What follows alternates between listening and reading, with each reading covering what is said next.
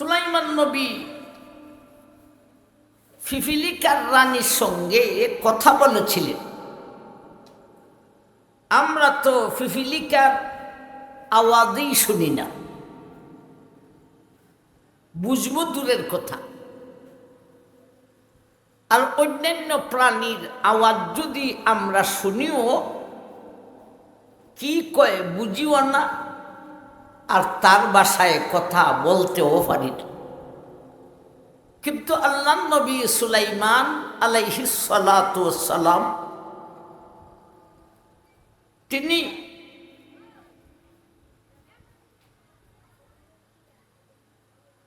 পিপিলিকার আওয়াজও শুনতেন,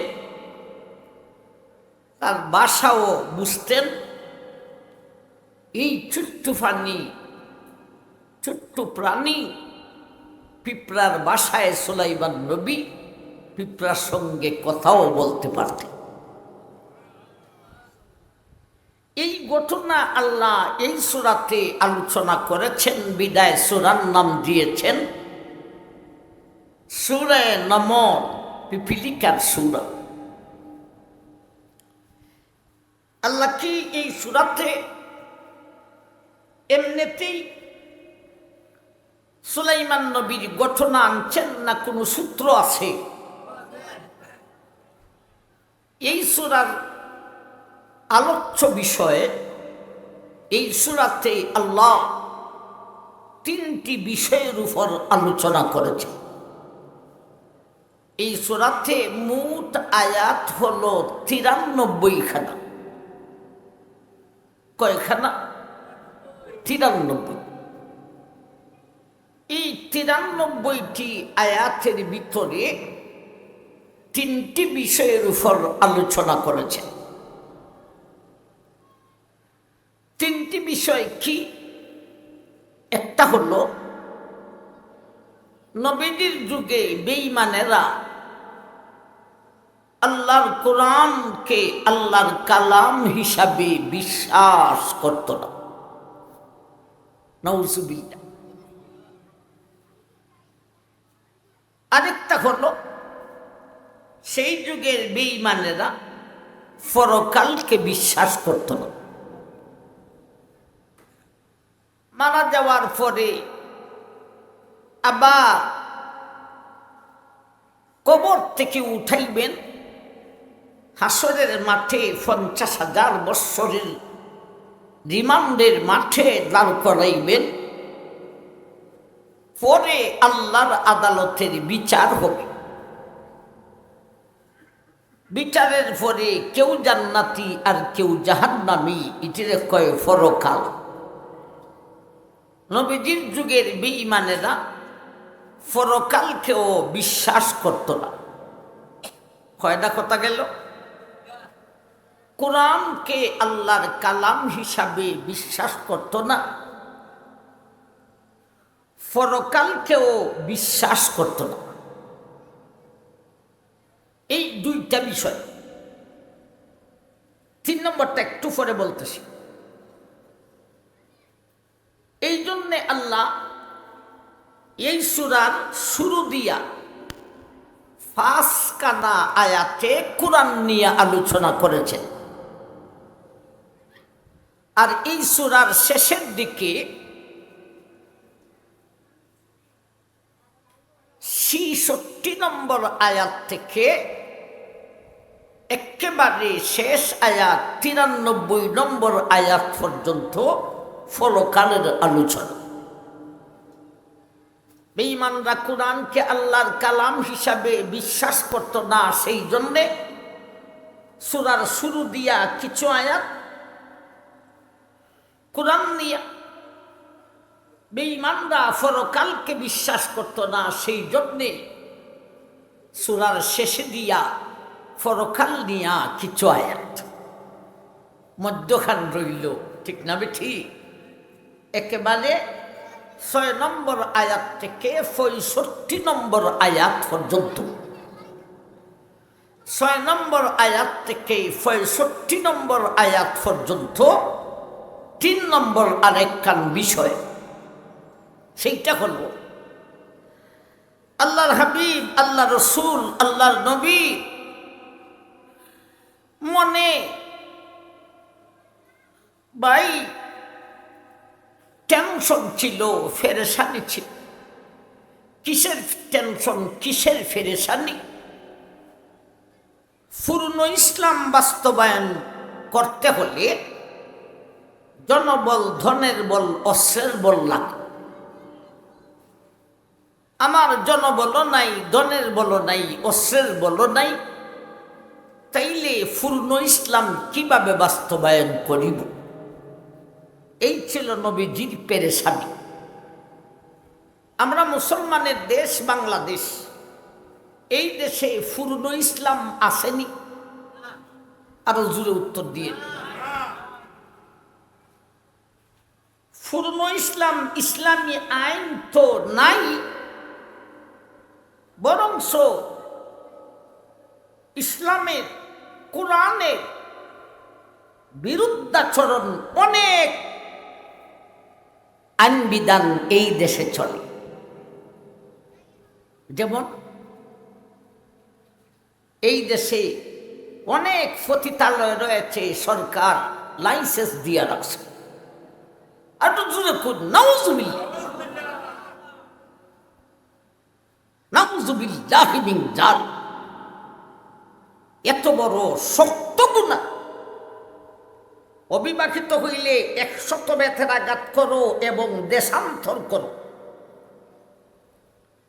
আর বিবাহিত হলে কোমর পর্যন্ত মাটিতে গাইরা পাথরের ডিল দিয়া জীবন শেষ করিয়া দাও।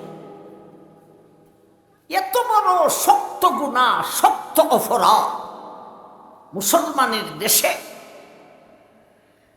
আমার ভাই, সরকার লাইসেন্স দিয়ে রাখছে। আমি যদি একটুখানি ক্ষমতায় যাইতে পারি,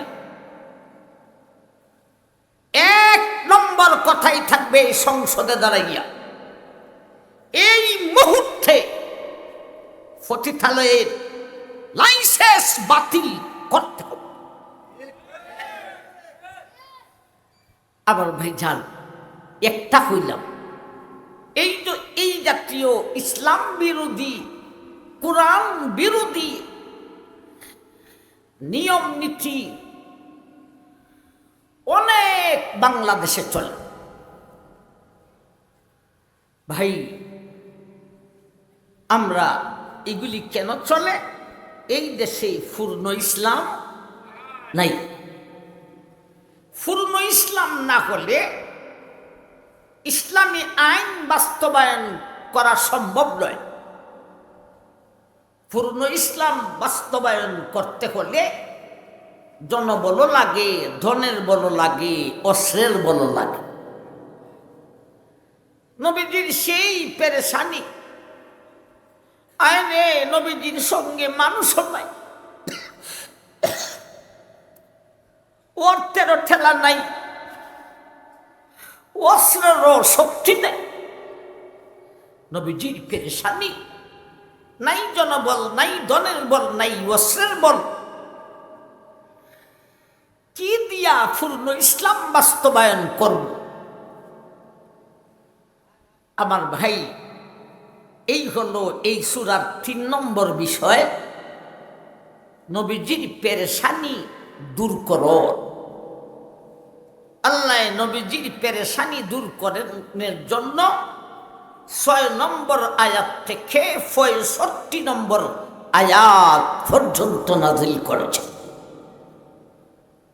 শুধু নবীজির পেরেশানি নয়, নবীজির পেরেশানি ডাইরেক্ট আর নবীর মুমিন উম্মতের পেরেশানি দূর করেছেন ইনডাইরেক্ট। যেমন আমাদেরও একটা পেরেশানি আছে। দেশ স্বাধীন হওয়ার পর থেকে নিয়ে এই দেশে স্বাধীন করা হয়েছিল ইসলামী আইন বাস্তবায়ন করার জন্য। ইসলামী আইন বাস্তবায়ন হয় নাই। ইসলামী আইন দূরের কথা, স্বাধীন হওয়ার পর থেকে দিয়া এতটি বৎসর চলে গেল, এই দেশে শান্তির লেশ মাত্র নেই। ঠিক বেঠিক কইতা না? সোনারগাঁয়ের মানুষ আরো আমার ভাই রানীগার মানুষ, বাবারি রানী, এরপরে গাঁও, রানী গাঁও। আমার ভাইজান, আমাদেরও পেরেশানি। আমরা জনবল নাই, দলের বল নাই, অস্ত্রের বল নাই। পূর্ণ ইসলাম কিভাবে বাস্তবায়ন করিব? আল্লাহ নবীর পেরেশানি যেই সমস্ত আয়াত দিয়া দূর করেছেন 6 থেকে 65 নম্বর আয়াত পর্যন্ত, তেমনভাবে এই আয়াতগুলির মাধ্যমে নবীজির মুমিন উম্মতের এই পেরেশানিকেও দূর করেছেন। তবে নবীর পেরেশানি দূর করেছেন ডাইরেক্ট, নবীর মুমিন উম্মতের পেরেশানি দূর করেছেন ইনডাইরেক্ট। তাই এই সূরাতে কয়টা বিষয় হইল? 3টা। একটা গেল বেঈমানরা কোরআনকে আল্লাহর কালাম হিসাবে বিশ্বাস করতো না, এই জন্যে শুরু দিয়ে কিছু আয়াত কোরআন নিয়া। আরেকটা হলো বেঈমানরা পরকালকে বিশ্বাস করতো না, এই জন্যে এই সূরার শেষে কিছু আয়াত হলো পরকাল নিয়া। 3 নম্বর বিষয় হলো নবী এবং নবীর মুমিন উম্মতের পেরেশানিকে দূর করণ। এই পেরেশানি দূরকরণের আয়াত হলো অনেকগুলি, একেবারে 6 থেকে 65 নম্বর আয়াত পর্যন্ত। পেরেশানি দূর করতে গিয়া 2 ভাবে দূর করেছেন। কয়ভাবে? একটা হলো আল্লাহর কুদরতের আলোচনা দিয়া, যেমন 60 নম্বর আয়াত সম্ভবত আল্লাহ বলেছেন, আম্মান খালাকাস সামাওয়াতি ওয়াল আরদি ওয়া আনজালা মিনাস সামাই মাআন ফাআম্বাতনা বিহি হাদাইকা যাতা বাহদাতিম মা কানা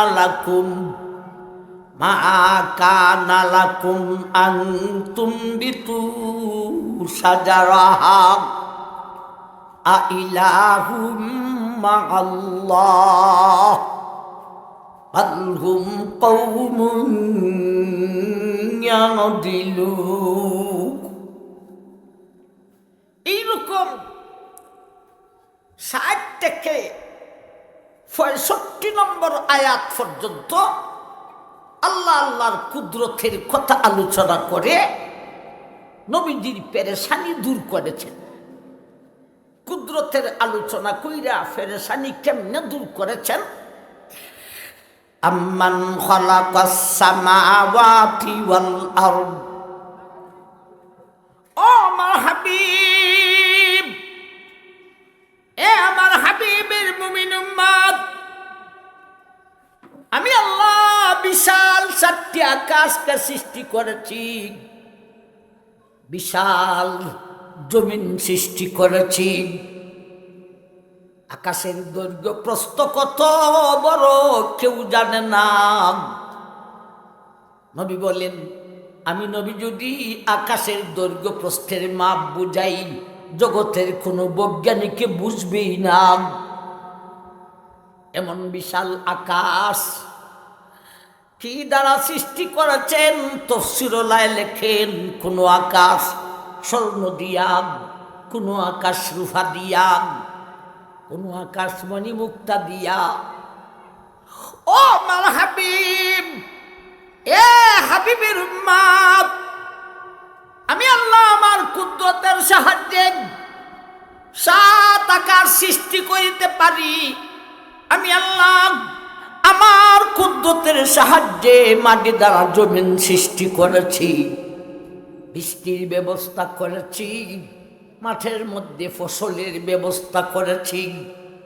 আমি আল্লাহ আমার কুদরতের সাহায্যে এইগুলি যদি করতে পারি, জনবল, ধনের বল, অস্ত্রের বল ছাড়াই আমি আল্লাহ তোমাকে আমার কুদরতের সাহায্যে বিজয়ী করতে পারি না। নবীজির পেরেশানি দূর করেছেন 2 ভাবে। একটা হলো আল্লাহর কুদরতের আলোচনা দিয়া, আরেকটা হলো সারি নবীর জীবনীর অংশ দিয়া। কয় নবীর? উত্তর দেন। কয় নবীর জীবনীর অংশ বিশেষ দিয়া? 7 নবী। প্রথমে মূসা আলাইহিস সালাতু সালাম, এরপরে সুলাইমান আলাইহিস সালাতু সালাম, এরপরে সালেহ আলাইহিস সালাতু সালাম, এরপরে হযরত লূত আলাইহিস সালাতু সালাম। এই 4 নবীর জীবনী পুরাপুরি না আংশিক? আংশিক। এই 4 নবীর মধ্যে 3 নবী এমন, মূসা, সালেহ, লূত, এই 3 নবীকে আমি আল্লাহ জনবল, দলের বল, অস্ত্রের বল দেই নেই। তথাপিও তারা তাদের যুগে বেঈমান পরাশক্তি, যাদের জনবল, ধনের বল, অস্ত্রের বল ছিল, সেই বেঈমান পরাশক্তির সঙ্গে আমি আল্লাহ এই 3 নবীকে, বেঈমান পরাশক্তির সাথে 3 নবীকে জনবল, ধনের বল, অস্ত্রের বল ছাড়াই বিজয় করেছে।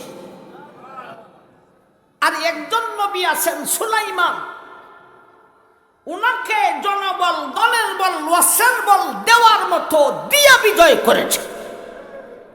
তাইলে সুলাইমান নবীর জীবনীটা কি এমনিই গাইছেন? না, সূত্র আছে, সূত্র আছে। কিচ্ছা বলা আল্লাহর উদ্দেশ্য নয়। আল্লাহ বুঝাইতে চাইছেন 3 নবীকে জনবল, ধনের বল, অস্ত্রের বল না দিয়া বিজয় করেছি, আর একজনকে দিয়া বিজয় করেছি। ইনি হলেন সুলাইমান নবী। আল্লাহ সুলাইমানকে যেই জনবল, ধনের বল, অস্ত্রের বল দিয়েছিলেন, দুনিয়া সৃষ্টি লগ্ন থেকে নিয়া অতীতে এইরকম কোন রাষ্ট্রপ্রধান পৃথিবীর বুকে আসে নাই, বর্তমানেও নাই, কিয়ামত পর্যন্ত হবে না। এত জনবল, ধনের বল, অস্ত্রের বল আল্লাহ, আমি আল্লাহ আমার সুলাইমানকে দান করেছিলাম। তাইলে 3 নবীরে না দিয়া বিজয় করেছি, আর একজনকে দিয়া বিজয় করেছি। এই কথার মতলবটা কি? আল্লাহ বুঝাতে চান, এ আমার হাবিব, এ আমার হাবিবের মুমিন উম্মত, শুইনা রাখো, বিজয়ী আসতে হলে জনবল, ধনের বল, অস্ত্রের বল শর্ত নয়। আমি আল্লাহর মানসা, আমি যদি ইচ্ছা করি বিজয় করতাম। জনবল, ধনের বল, অস্ত্রের বল না দিয়েও বিজয় করতে পারি, দিয়েও বিজয় করতে পারি। এতক্ষণে আসলাম আমরার জায়গাত, কিন্তু একেবারে 93 আয়াত পর্যন্ত এই সূরার ভিতরে কি আছে মোটামুটি বুঝছেন না? বুঝালেছেন দেন। 3টা বিষয়ের উপর আলোচনা। আসুন 6 নম্বর আয়াত থেকে 14 নম্বর আয়াত পর্যন্ত মুসা নবীর আলোচনা, আর 15 নম্বর আয়াত থেকে 44 নম্বর আয়াত পর্যন্ত সুলাইমান নবীর আলোচনা। সুলাইমান নবীর আলোচনা আমার ভাই তাফসীর কইরা না, আংশিকটুকু তাফসীরের মাধ্যমে উপস্থাপন করতে হলেও অন্তত 5 দিনের প্রয়োজন। কদিন? 5 দিন। আমার ভাই যতটুক ফারি যাইব, না পারলে তো কিছু করার নাই। আসুন আমরা 15 নম্বর আয়াত থেকে শুরু করছেন, 15 নম্বর আয়াত থেকে আমরাও শুরু করি। খুতবাতে তেলাওয়াত করেছিলাম। ওয়ালাকাদ আতাইনা দাউদা ওয়া সুলাইমান, দাউদা ওয়া সুলাইমানা ইলমা ওয়া ক্বালা আলহামদুলিল্লাহিল্লাযী ফাদ্দালানা আলা কাসীরিম মিন ইবাদিহিল মুমিনিন। এই হলো 15 নম্বর আয়াত। আয়াতটাকে দুই ভাগে ভাগ করেন। ওয়ালাকাদ আতাইনা দাউদা ওয়া সুলাইমানা ইলমা, আয়াতের প্রথম ভাগ। ওয়া ক্বালা আলহামদুলিল্লাহিল্লাযী ফাদ্দালানা আলা কাসীরিম মিন ইবাদিহিল মুমিনিন। দ্বিতীয় ভাগ আমরা আগে প্রথম ভাগটা বুঝি। ওয়ালাকাদ আতাইনা দাউদা ওয়া সুলাইমানা ইলমা। ও দুনিয়ার মানুষ, আমি আল্লাহ আমার দাউদ আর সুলাইমানকে ইলম দান করিয়াছিলাম। আমার দাউদ আর সুলাইমানকে ইলম দান করেছিলাম। আরেক আয়াতে বলছেন ওয়ালাকাদ আতাইনা দাউদা ওয়া সুলাইমানা ইলমা ওয়া সুলাইমানা ইলমান ওয়া হিকমা। ও দুনিয়ার মানুষ, আমার দাউদ আর সুলাইমানকে ইলম আর হিকমত দান করিয়াছিলাম। এই হলো আজকের আলোচনার প্রথম আয়াত, 15 নম্বর আয়াতের প্রথম অংশ। আমার দাউদ আর আমার দাউদ আর সুলাইমানকে ইলম আর হিকমত দান করেছিলাম। এখন কথা শুরু হয়ে গেল। দাউদ আর সুলাইমানকে ইলম আর হিকমত দিয়েছিলেন। আগে দাউদ আর সুলাইমানকে চিনার প্রয়োজন। এরপরে দাউদকে ইলম আর হিকমত কি দিয়েছিলেন, সুলাইমানকে ইলম আর হিকমত কি দিয়েছিলেন, এতটুক আলোচনা করলে 15 নম্বর আয়াতের প্রথম অর্ধেক শেষ হইল। কথা বুঝতেছেন নি আপনারা? আসুন দাউদ রা গেছেন। আমার ভাই, অতীতে অনেক বছর পূর্বে আমার ভাই যান বনি ইসরাইল ফাঁকা হইয়া গেল।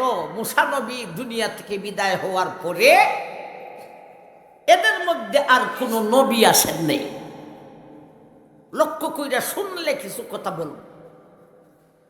এখন কথা বলতেছি কিসের জন্য? দাউদের পরিচয় দেওয়ার জন্য।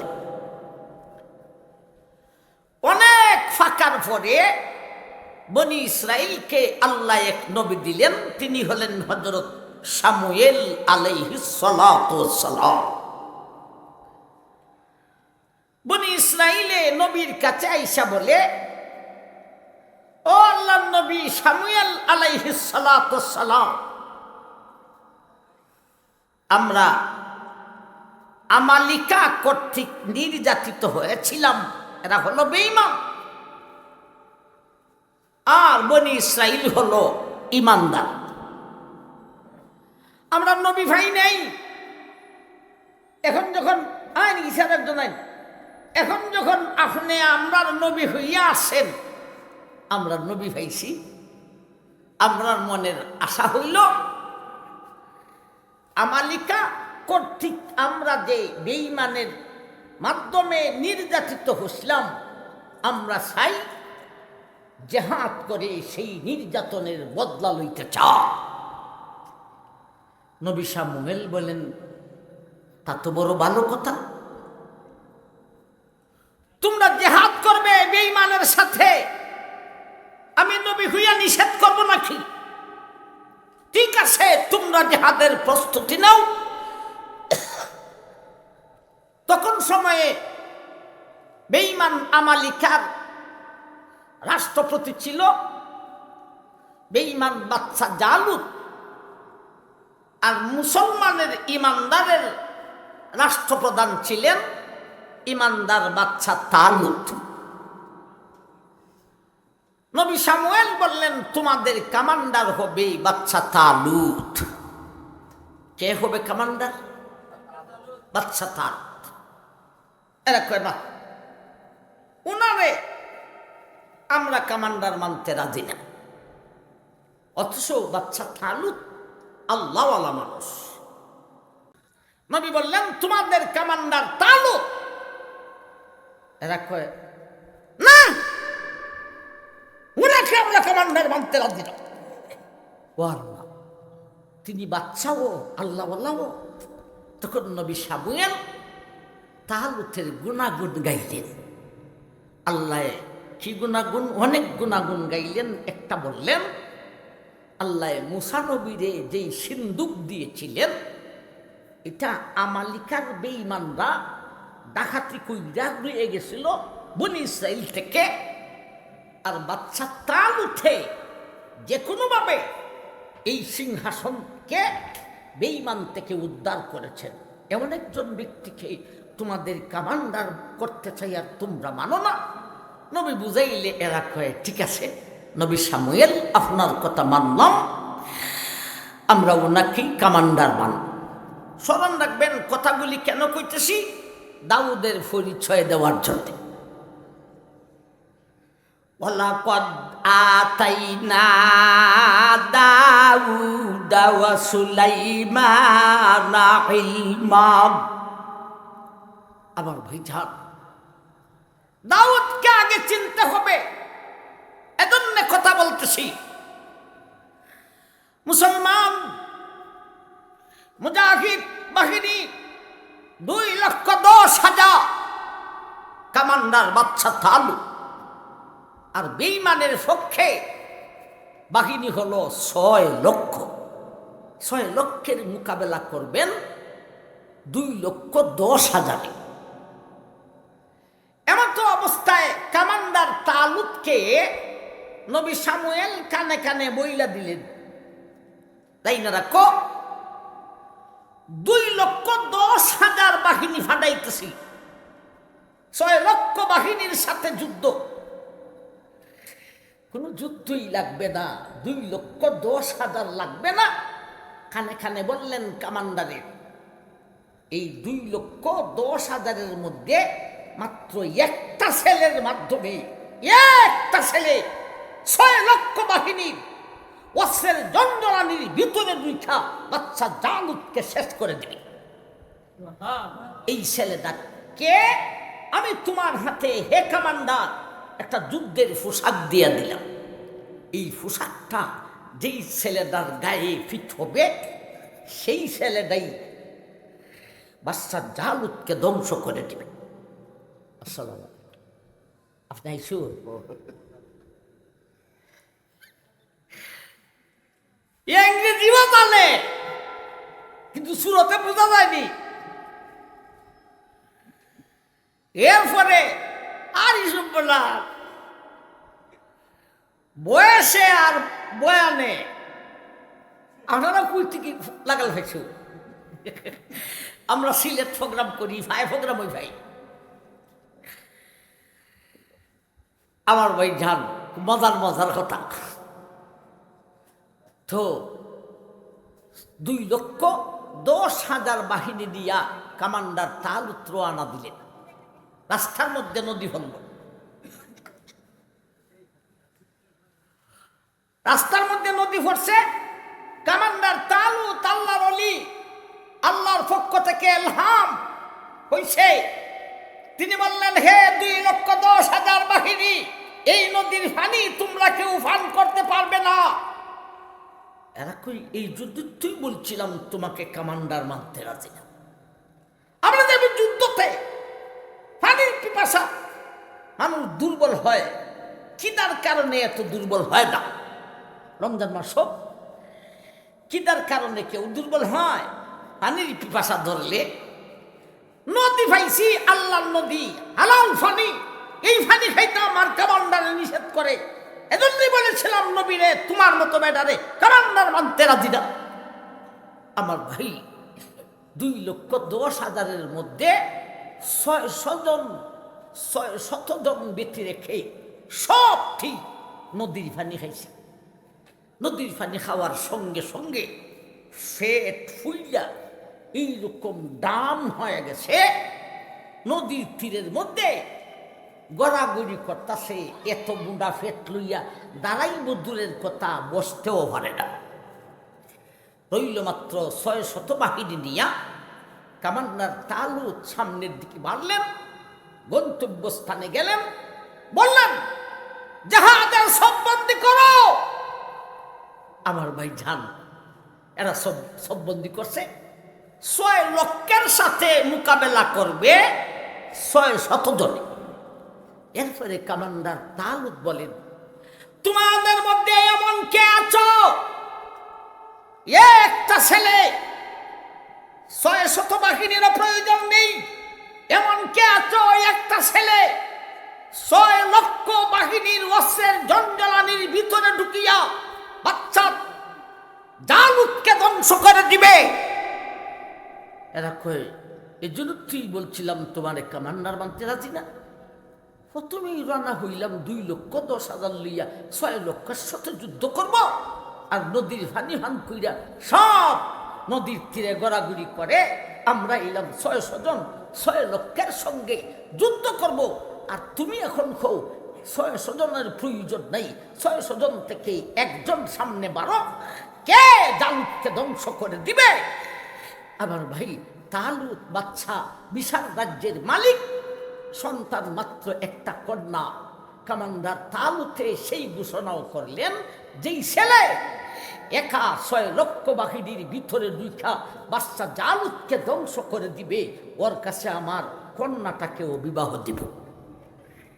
আমার ভাই, এমন মুহূর্তে একটা ছেলে সামনে বাড়ছে, বীর নৌজওয়ান, বিয়ে শাদী করে নেই, বাহাদুর,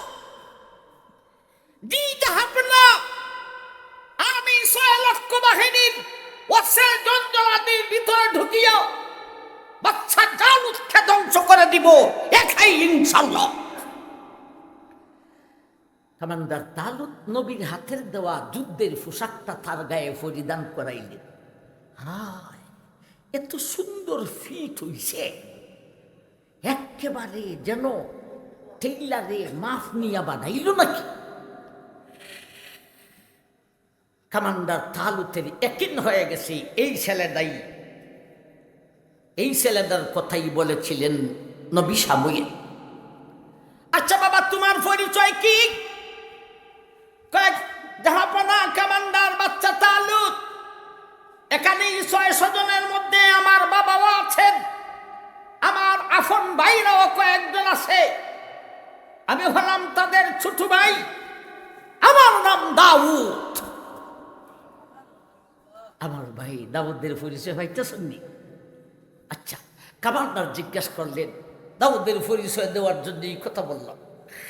কমান্ডার জিজ্ঞাসা করলেন, তুমি যে 6 লক্ষ বাহিনীর ভিতরে ঢুকিয়া বাচ্চা জালুতকে ধ্বংস করে দিবে, তোমার হাতে কি অস্ত্র আছে?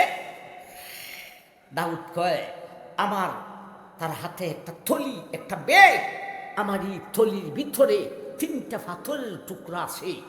আরে বেঈমান, বাচ্চা জালুত বেঈমান, আরে বেঈমান কুকুর থেকে আরো অবদ্ধ, কারণ কুকুর দুনিয়ার কোনো কুকুর দুজকে যাবে না, বেঈমান শুধু দুজকে যাবে না, বরঞ্চ ফি নারি জাহান্নামা খালিদিনা ফিহা আবাদা, চিরস্থায়ী জাহান্নামী। এই কুকুর থেকে, কুত্তা থেকে আরো বদ্ধর, এর মারার জন্য অস্ত্র আবার লাগে। আমার থলির ভিতরে 3টে পাথরের টুকরা আছে, এটাই যথেষ্ট।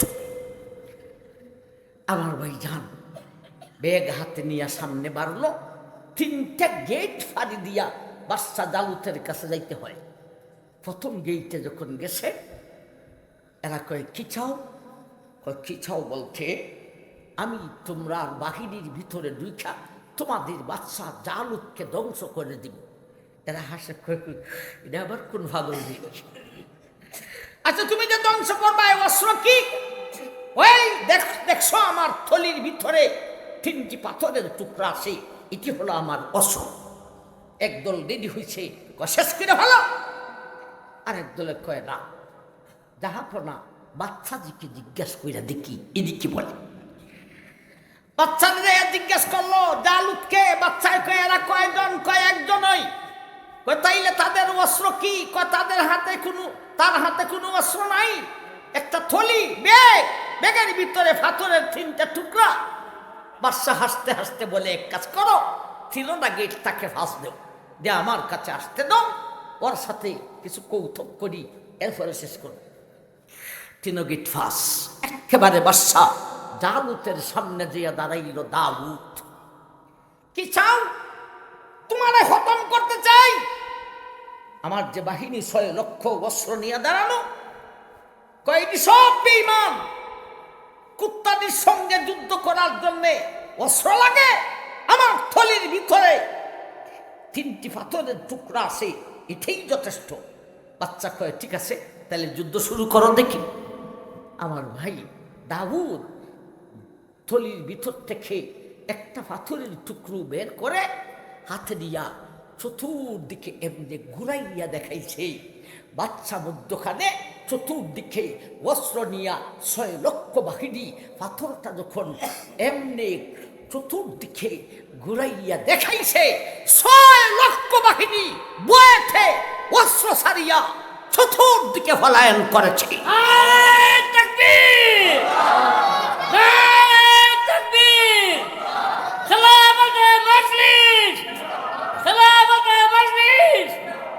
আমার ভাই যান, মেহমানদার বসা মুরব্বী আরো দূরে।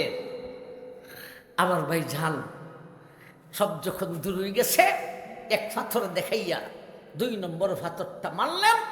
বাদশা জালুতের বুকে দিয়া ঢুকছে, ফিদি দিয়া বের হয়েছে। আরেকটা পাথর মারলেন, নাভির নিচ দিয়া ঢুকছে, কোমরের দিক দিয়া বের হয়ে বাদশা জালুত সেখানেই খতম হয়ে গেছে। ইনি হলেন দাউদ। কমান্ডারে তার কন্যারে বিয়া দিল, বিশাল রাজ্যের মালিক হলেন, রাষ্ট্রপ্রধান হলেন। 40 বৎসরে উপনীত হইয়া দাউদ নবুয়তীও হইলেন। নবীরা বিয়া করতে পারে ইচ্ছা মতে। দাউদ বিয়া করতে করতে 99টা করেছেন, 100 হইতেই কয়টা বাকি? একটা বাকি। আউরিয়া নামক এক মহিলা, আল্লাহওয়ালা, সুন্দরী রূপসী, তার স্বামী এক জাহাদে শাহাদত বরণ করেছে। অনেকে সমালোচনা করে নবীদের, দাউদে ইচ্ছা কইরা আউরিয়ার সৌন্দর্যতায় পাগল হয়ে তার স্বামীরে জাহাদে ফাটাইয়া শহীদ কইরা দিছেন এই আউরিয়াকে বিয়ে করার জন্যে। নাউজুবিল্লাহ, সম্পূর্ণ ভুল কথা। দাউদ নবী বিয়ের প্রস্তাব দেন নাই। এই আউরিয়া মহিলার স্বামী জাহাদে শহীদ হওয়ার পরে এই মহিলায় নিজে দাউদের কাছে প্রস্তাব পাঠাইছে, এ আল্লাহর নবী দাউদ, আমার স্বামী আমাকে অত্যন্ত স্নেহ করতেন, আমার স্বামী শহীদ হয়ে গেছেন, আপনি 99টা বিয়ে করেছেন, একটা হইলে 100 পূরণ হইয়া যায়। আমি চাই সেই 100 নম্বর বিবি আমি হইতাম, আমি আপনার মতো একজন নবীর স্ত্রী হইতাম। দাউদ নবী প্রস্তাবকে গ্রহণ করে আউলিয়াকে বিয়া করে 100 কোটা পূরণ করলেন। আমার ভাই 99টি বেগমের কোলে অনেক সন্তান, আউরিয়ার কুলেও কয়েকটা সন্তান, আউরিয়া 100 নম্বর বিবির কুলের কয়েকটা সন্তানের মধ্যে একেবারে 19 একেবারে ছোট্ট ছেলে যেটা, সেইটাই হলেন হযরত সুলাইমান। আমার ভাই জান, দাউদও চিনাইলাম, সুলাইমানও চিনাইলাম, আর সামনে বাড়তাম না। 15 নম্বর আয়াতের প্রথম অংশ শেষ করতে পারছি না। দাউদ আর সুলাইমানের পরিচয় দিলাম, এলিম আর হিকমত কি দিছেন আজকে বয়ান করা সম্ভব। ওয়ালাকাদ আতাইনা দাউদা ওয়া সুলাইমানা ইলমা। আল্লাহ সেই কথা বলেন, ও দুনিয়ার মানুষ, আমার দাউদ আর সুলাইমানকে এলিম আর হিকমত দান করিয়াছিলাম। দাউদও ছিলাম, সুলাইমানও ছিলাম। দাউদকে এলিম আর হিকমত কি দিয়েছিলাম, সুলাইমানকে এলিম আর হিকমত কি দিয়েছিলেন। আরেকবার যদি আসি আর আপনারা কর্তৃপক্ষের চাহিদা জাগে, তাহলে স্মরণ করে দিবেন যে 15 নম্বর আয়াতের প্রথম অংশ, 2 অংশ, প্রথম অংশ শেষ করতে পারছিলেন না, শুধু দাউদ আর সুলাইমানের পরিচয় দিয়েছিলাম। এই দুইজনকে ইলম আর হিকমত কি দেওয়া হয়েছিল আমাকে স্মরণ করে দিবেন, ইনশাআল্লাহ গাড়ি চলতে থাকবে।